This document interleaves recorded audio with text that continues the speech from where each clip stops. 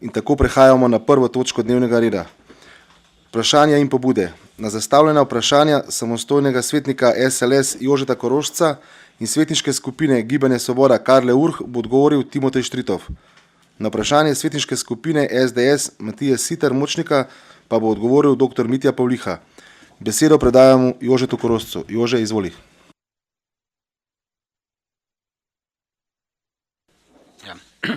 Ja, hvala za besedo in lep pozdrav vsem skupaj. Moje vprašanje je sledeče in sicer Kamnik vsako leto odkupi nekaj kilometrov oziroma metrov lokalnih cest od fizičnih oseb. Zato me zanima, koliko kilometrov kategoriziranih cest je že v lasti občine Kamnik in koliko jih še v privatni lasti. Prosim za približno številko. Prav tako me zanima, koliko od teh je še neasfaltiranih in še čakajo na prvi asfalt, kjer bo občina v Kamnik še kar nekaj časa čutila posledice poplav in kjer se izvaja nekaj velikih investicij, se bojim, da bo nadaljevanje obnove cest zamrlo. Zato prosim občinsko upravo, da se tem obnovam nameni več sredstev in morda najde kje kakšen razpis, ki bi omogočil takšno sofinanciranje. Hvala lepa za odgovor. Timotej, prosim za odgovor. Hvala lepa, Timotej. Izvoli. Ja, hvala za besedo in lep pozdrav.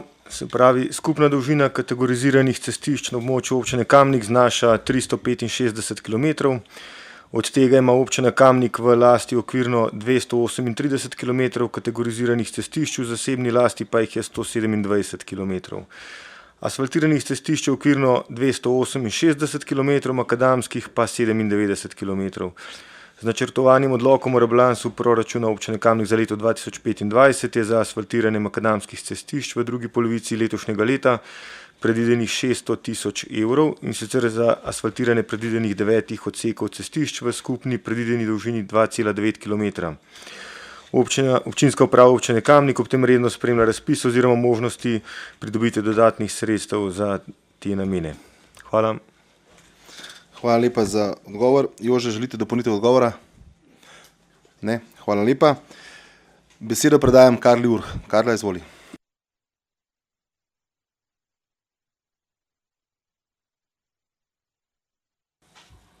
Hvala za besedo.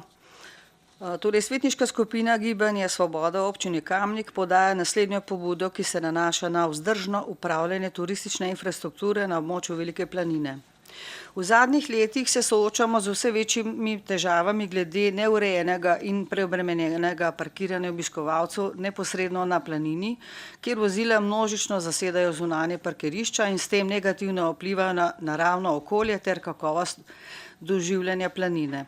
Poleg tega na planini zato vsak bolje obiskan vikend nastajajo problematični prometni kolapsi, ki kar ni le neprijetno, ampak predstavlja tudi težavo v primeru nujnih voženj, gasilcev ali reševalcev. Vzrok za trenutno stanje je predvsem nesorazmerna cenovna politika, ki obiskovalce spodbuja k vožnji z osebnimi avtomobili vse do planine namesto uporabe nihalke. Ob trenutni ureditvi obiskovalec plača 12 evrov za celodnevno parkiranje, medtem ko znaša cena povratne vozovnice za nihalko za odraslo osebo 24 evrov v nižji sezoni in 27 evrov v visoki sezoni. Za otroke pa 13 evrov v nižji sezoni in 16 evrov v visoki sezoni. To pomeni, da tričlanska družina za nihalko odšteje tudi do 70 evrov. Medtem ko za vožnjo z avtomobilom in parkiranje zgolj 12 evrov. Takšna cenovna razmerja spodbujajo množično porabo avtomobilov, kar ni v skladu z vizijo trajnostnega turizma, varovanja narave in na planini povzroča prometni kaos. Ali bo občina Kamnik kot ustanovitelj podjetja Velika planina d.o.o. predlagala spremembo cenovne politike parkiranja na območju Velike planine na način, da bo dnevna parkirnina enaka seštevku vseh 5 povratnih vozovnic za nihalko, kar je maksimalno število potnikov v povprečnem osebnem avtomobilu. V primeru negativnega odgovora želimo jasno utemeljitev. Poleg tega opažamo tudi, da je vozni red nihalke izjemno neprijazen do potnikov. Nihalka namreč obratuje na vsako polno uro, V tem ne vidimo smisla, saj je voznik nihalke zaposlen za polni delovni čas oziroma ni plačan po opravljeni vožnji. Strošek obratovanja nihalke pa zagotovo ni tako visok, da bi opravičeval tako nizko frekvenco. Z vidika uporabnikov bi bilo bistveno bolj prijazno, če bi nihalka obratovala s 15-minutnim taktom. Človek, ki trenutno zamudi vožnjo nihalke, tudi za 5 minut mora čakati na naslednjo vožnjo kar 55 minut, kar v današnjem času ni dopustno. Ali občina Kamnik razmišlja o predlogu podjetja Velika planina d.o.o. za spremembo urnika obratovanja nihalke, ki bi sedanji enourni interval ojačal na najmanj vsakih 15 minut v času visoke sezone in ob konicah. Uvedbo teh ukrepov bi pomenila pomemben korak k varovanju naravnega okolja Velike planine, izboljšanju uporabniške izkušnje obiskovalcev in krepitvi trajnostne mobilnosti v naši občini. Hvala lepa. Odgovoril bo Timotej Štritev. Timotej, izvoli. Ja, hvala še enkrat za besedo. Torej, na območju Velike planine je omejeno število parkirišč, ki so ob najbolj obremenjenih dneh pogosto preobremenjena. Koncesionar, ki upravlja parkirišča, ob zaračunavanju parkirnine vzpostavlja tudi red in poskuša zagotoviti kar se da optimalno rešitev za nemoteno uporabo parkirišč, kar pa zagotovo predstavlja velik izziv, predvsem ob poletnih vikendih in praznikih. V zvezi s pobudo za znižanje cene prevoza z nihalko je občina Kamnik za mnenje oziroma stališče zaprosila podjetje Velika planina d.o.o., vendar pa gre pri tem za gospodarsko družbo, ki samostojno ureja svoje poslovanje in bi morebitno bistveno znižanje cen vozovnic lahko negativno vplivalo na poslovanje podjetja. Pri tem je pomembno poudariti tudi, da ne gre povezovati prihodkov iz naslova obratovanja nihalke in prihodkov iz naslova zbranih parkirnin. Koncesijsko razmerje za upravljanje parkirišč na območju Velike planine je bilo namreč sklenjeno v letu 2021 in sicer za obdobje 5 let in se v juliju 2026 izteče. Hvala. Hvala lepa za odgovor. Želite dopolnitev odgovora? Ne? Karla, izvoli. Ja, hvala lepa. Jaz bi mogoče rekla samo to, glede na, sem pričakovala tak odgovor, ampak nadzora in pa nekega reda pa še vedno nismo vzpostavili in je prepuščeno pač, a veste, to je, kako naj rečem, mačehovsko ravnanje do narave. Nekaterim je to zelo smešno, ampak ti kolapsi, ki se dogajajo na Veliki planini in okolici in dostopu do same Velike planine, to je pa katastrofa in je verjetno drugi ne poznajo. Ampak v svetu, če greš nekam in parkiraš kar tako nekje, plačaš 500 € najmanj. Mi se pa še nismo zganili in je tukaj res velik problem. In želim, da tudi o tem v prvi vrsti razmišljate. Poleg vsega tistega, kar smo že rekli, da vsi gostje, ki pridejo masovno na Veliko planino in pustijo tam gor, naredijo škodo za nas vse, ki pijemo vodo. Hvala. Hvala lepa. Jaz bi mogoče sam pripomnil okrog teh parkiranja. Zadnje par let je bilo zelo veliko narejenega okrog parkiranja. Vemo vsi, da so parkirišča zdaj parkiromati, bojo se še dodatno nadgradili, tako da kar se tiče parkiranja je čezdalje bolj urejeno, ni pa briljantno, tako da to je to. Besedo predajam Matiju Siterju Močniku. Matija, izvoli. Hvala lepa za besedo. Lep pozdrav sem skupaj tudi v mojem imenu. Moje vprašanje se bo nanašalo na območje Smodnišnice in sicer na seji občinskega sveta 21. oktobra 2015 je bilo v gradivu za sprejem OPN-ja zapisano. Območje Smodnišnice se dolgoročno v celoti preoblikuje, proizvodnje programov območju se kratkoročno za obdobje 10 let omogoči delovanje v okvirno obstoječem obsegu, dolgoročno pa se jim omejijo razvojne možnosti oziroma se ti programi v celoti preselijo izven območja. Na območju Smodnišnice se razvija območje centralnih dejavnosti ter mestnega in športno-rekreacijskega parka z vzporednimi programi. Takšni programi so potrebni za razvoj mesta Kamnik kot celotnega regijskega parka. S tem bi občina Kamnik lahko prevzela tudi vodilno vlogo v upravljanju regijskega parka. Intenziteta gradnje bi se morala od južnega dela, kamor so umeščeni večji objekti, zmanjševati proti severu, kjer območje preide v odprti krajinski prostor.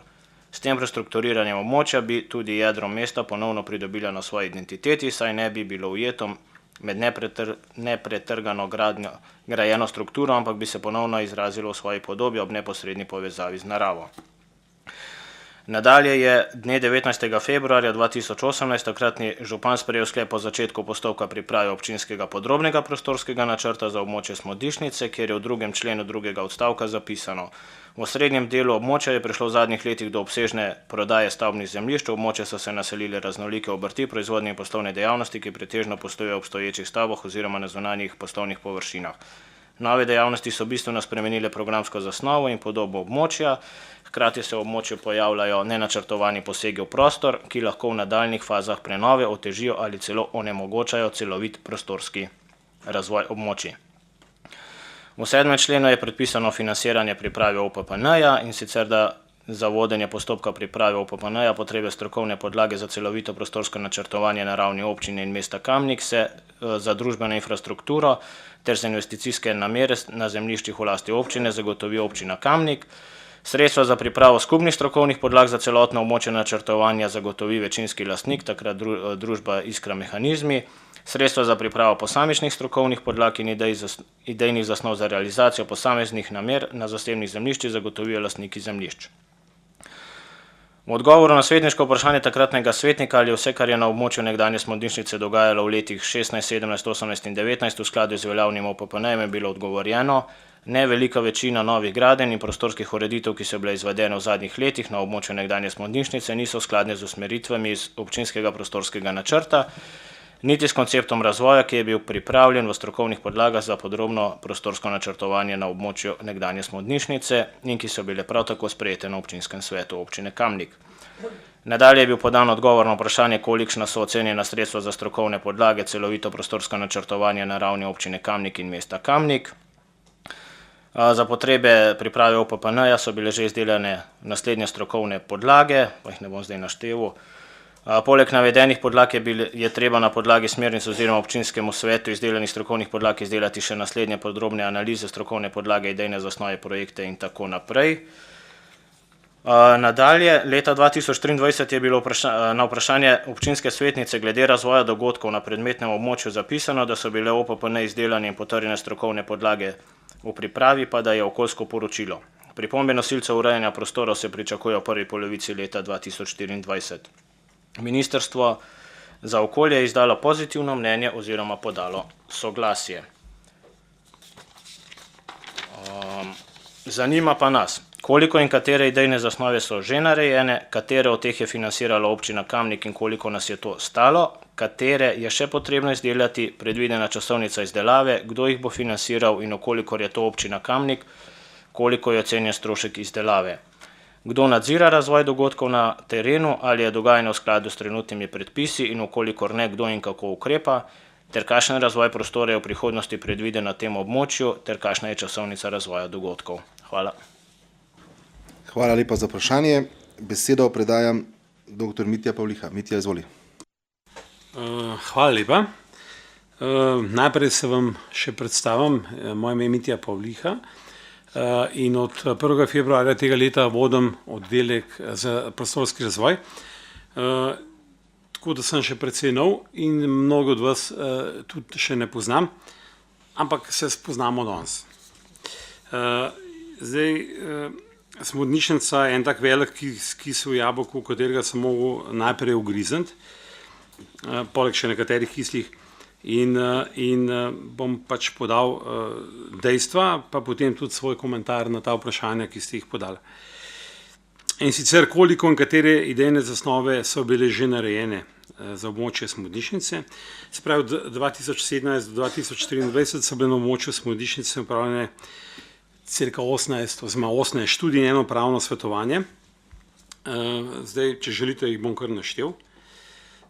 In sicer izdelava občinskega podrobnega načrta za vse 3 nivoje, strategija prostorskega razvoja območja Smodišnice v Kamniku, strokovne podlage, izdelava novelacije prometnega modela mesta Kamnik, prometna študija, izdelava idejne zasnove ureditve odvodnih, tujih, zalednih in meteornih voda z območja OPPN Smodišnica, izdelava okoljskega poročila za OPPN Smodišnica, izdelava dokumenta investicijskega projekta DIP z ocenjeno možnosti javno-zasebnega partnerstva za izvedbo investicije, izdelava terenske laboratorijske raziskave za oceno okoljskih tveganj na območju Smodnišnica, izdelava analitičnega dela konzervatorskega načrta za prenovo območja Smodnišnice, nadzor in recenzija dokumentacije za Smodnišnico, analiza stanja in možnost razvoja območja nekdanje Smodnišnice, glede na dejansko stanje in lastništvo na območju, pravno svetovanje pri postopku in priprava odločitve o revizijskem zahtevku, terenske in laboratorijske raziskave za oceno okoljskih tveganj na območju Smodnišnice,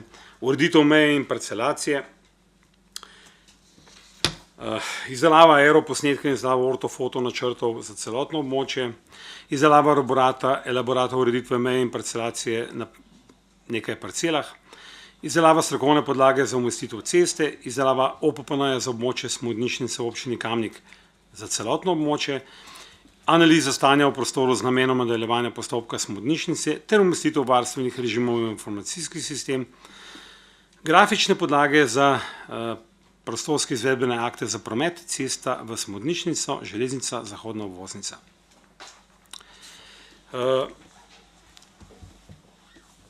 Te grafične oziroma te strokovne podlage so bile narejene v letih 2017-2023 in moj komentar je naslednji. Zaradi nenadzorovanega razvoja dogodkov na območju Smodnišnice, ki že od leta 2017 poteka precej nekontrolirano, kljub narejenim strokovnim podlagam, je veliko izdelanih študij, zastarelih in praktično neuporabnih.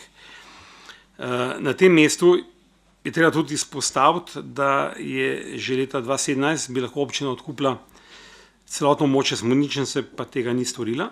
Če bi to storila takrat, bi lahko na celotnem območju vzpostavili kontroliran prostorski razvoj. Ravno tako so se v Sloveniji zgodile poplave 2023, ki so prinesle popolnoma nove razvojne perspektive in vodovarstvene režime v prostor.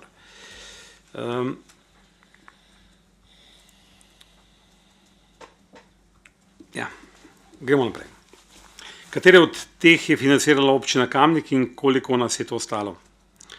Vse naštete strokovne podlage je financirala občina in v skupni vrednosti 316.000 evrov. Katere je še potrebno izdelati in kakšna je predvidena časovnica izdelave, kdo jih bo financiral in kolikor je to občina Kamnik, koliko je ocenjen strošek izdelave. Trenutno se izdelujejo naslednje strokovne podlage. In sicer ocena stanja in vrednotenje obstoječih objektov in zemljišč, analiza naravnih in ustvarjenih danosti severnega in severno-zahodnega dela širšega območja mesta Kamnik, pregled končnega stanja varovanih objektov kulturne dediščine na območju Smodnišnice, posodobitev koncepta načrtovanja prometnega omrežja na širšem območju severnega dela Kamnika. Mi pri tako velikem občinskem podrobnem prostorskem načrtu, kot je območje Smodnišnice, pač ne moramo več govoriti samo o enem manjšem prostorskem načrtu, ampak v bistvu govorimo o eni manjši občini, ki na koncu koncev zaobsega 65 hektarov in to za sabo more potegniti kar zelo resne strokovne podlage, ki pa žal do zdaj niso bile narejene.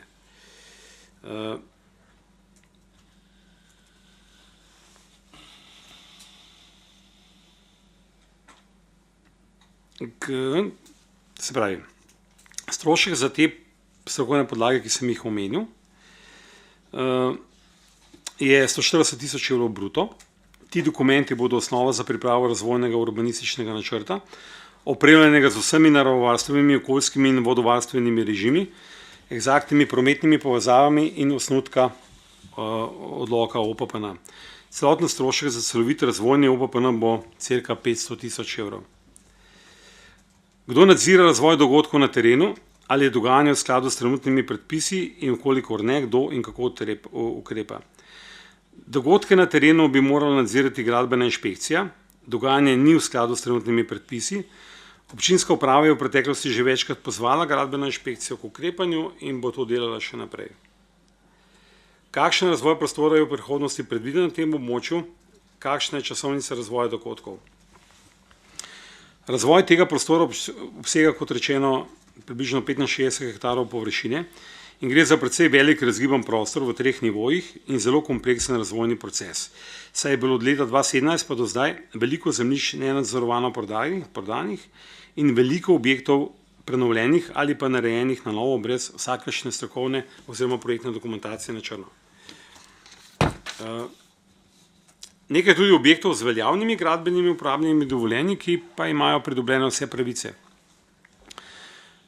Kulturna in naravna dediščina se je v tem času precej nenadzorovano podirala in krčila, komunalna infrastruktura pa se je izdelovala parcialno in nedosledno. Zasipali se tudi vodotoki drugega reda, ki so posledično močno pripomogli k poplavam 2023. Ta trditev ni pavšalna in je verodostojna, saj nam to kaže elaborat inventarizacije, ki ga počnemo prav zdaj in ki v bistvu nas prvič sooča z vsemi degradacijami prostora, ki so nastali od leta 2017 pa do zdaj.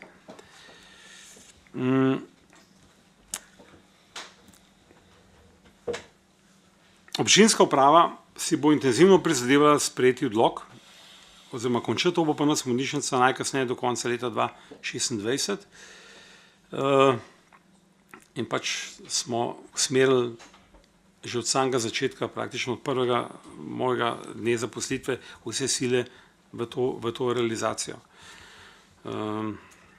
Hvala lepa. Hvala lepa. Matija, želite dodatno vprašanje? Izvoli. Ja, hvala lepa. Zdaj, z tega odgovora mi ene 2 stvari ne gresta najbolj skupaj, in sicer v odgovoru je zapisano, da je bila že narejena izdelava OPPN za območje Smodnišnice v občini Kamnik, nadalje pa v 3. točki razberemo, da bo celoten strošek za celovit in razvojni OPPN znašal približno 500 000 evrov. Se pravi, gremo s tem v spremembo tega OPPN-ja, ter pa ali bo ta strošek teh 500 000 evrov verjetno na začetku nosila občina, nadalje pa se bo prelil na ostale deležnike, ki so že na tem območju preko komunalnih prispevkov, ali bo zavedno ostal to strošek občine. Nadalje pa je tudi zapisano, da je nekaj objektov z veljavnimi gradbenimi uporabnimi dovoljenji, ki imajo pridobljene vse pravice. Zdaj, kako gre to skupaj z takrat sprejetim sklepom, da se bo predmetno območje po takratnem OPPN-ju iz leta 2015 v celoti preoblikovalo v roku 10 let. In nadalje, vkolikor ta dovoljenja so pravnomočna oziroma ostanejo, ali se bo OPPN prilagajal tem objektom, ali se bo te objekte prilagajalo OPPN-ju. Hvala. Hvala lepa. Mitja, izvolite besedo.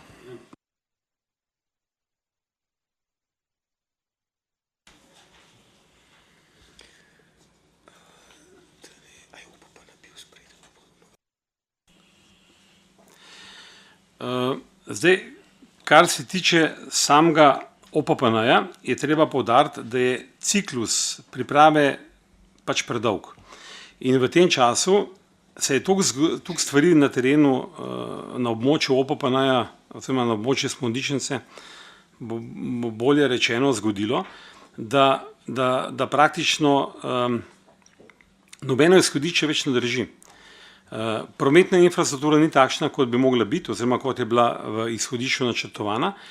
In vse tiste stvari, ki ste jih vi povedali v izhodišču, kaj vse bi se moglo na območju Smodnišnice zgoditi, bi bile fantastične, če bi temu dejansko razvojni proces sledil. Ampak sam občinski podrobni prostorski načrt, ki se je dogajal, ki se je zgodil, je pač potekal zelo pavšalno in vse te strokovne podlage, ki so se dogajale, se mi zdi, da z realnostjo ali pa z resničnostjo nimajo prav kaj dosti skupnega. Zdaj, jaz ne morem komentirati točno stvari, kdo jih je naročal in kdo jih je izdeloval, ker pač me ni bilo tukaj in tudi ni primerno, da to komentiram. Lahko pa trdim to, da smo mi na začetku mojega udejstvovanja na tej občini prva stvar, ki smo jo naredili, pač naredili analizo vsega, kar je bilo storjenega, vseh teh strokovnih podlag, vseh teh študij, se prav močno poglobili v vsako izmed njih in ugotovili, da pač jih moramo praktično narediti na novo. Pa še eno dejstvo se je zgodilo, leta 2023 so bile poplave. In če se je v tem času vmes predvsem vodotoke drugega reda precej nekontrolirano zasipavalo. Na območju Smodnišnice se je pokazalo v obdobju poplav, da je to bila kar velika napaka, ker včasih so pač vedeli, kaj delati z zaledno vodo, ki iz praktično dveh nivojev, ki so dvignjeni nad Smodnišnico, udere ob velikih nalivih na območje Smodnišnice in je to vodo treba pač nekam odpeljati. In zdaj, če jo odpelješ, povzroči težave.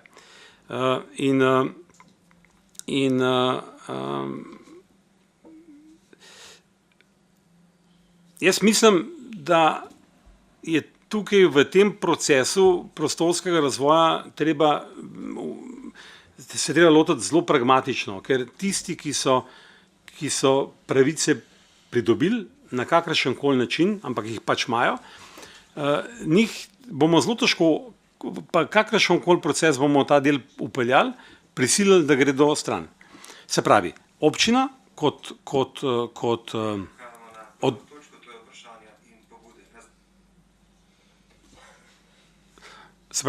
občina, kot dober gospodar, bo mogla tukaj pač zagotoviti nova območja, primernejša mogoče za eno poslovno cono in v sodelovanju s temi nekaterimi se dogovoriti o selitvi recimo na novo lokacijo. To bo težko, ne? To je mogoče na prvo žogo precej nemogoče, ker vse priložnosti, tiste najlažje pa najbolj eksaktne, so zamujene in jih moramo zdaj nekako na novo vzpostaviti. Je pa tega prostora res škoda, ker je zelo kvaliteten in predstavlja takšen, kot je zdaj, veliko degradacijo za Kamnik in za staro mestno jedro.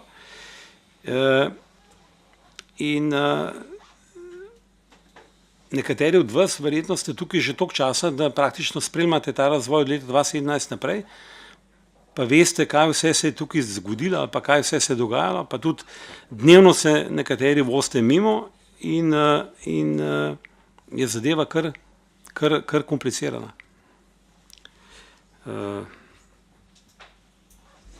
To je to.